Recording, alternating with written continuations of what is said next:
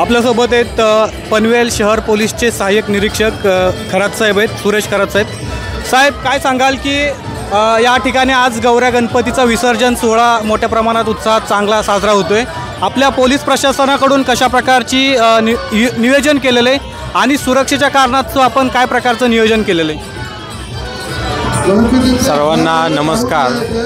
पनवेल शहर पोलीस ठाणेकडून आज गौरी गणपतीच्या विसर्जनाच्या अनुषंगाने योग्य तो बंदोबस्त लावण्यात आलेला आहे.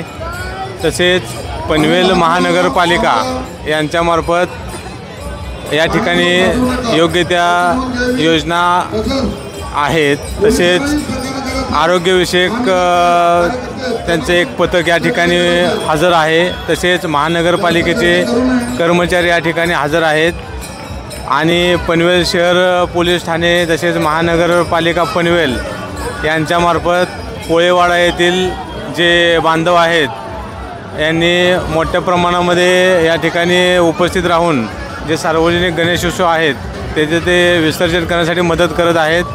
तसेच महानगरपालिकेने स्वच्छतेची योग्य ती खबरदारी घेतलेली आहे. आज गौरी गणपती विसर्जन असल्यामुळे आज रात्री 12 वाजेपर्यंत परवानगी देण्यात आलेली आहे आणि या ठिकाणी जे आहेत ते सगळे घरगुती गणपती आहेत. त्यामुळे 5 फुटापर्यंतच्या मूर्त्यांचं विसर्जन येथे चालू आहे.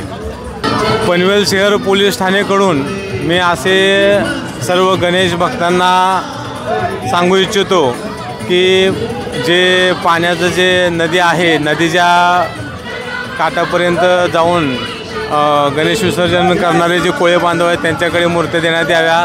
तसेच हा जो गौरी गणपतीचा सण आहे तो उत्सवात मोठ्या आनंदाने साजरा करावा.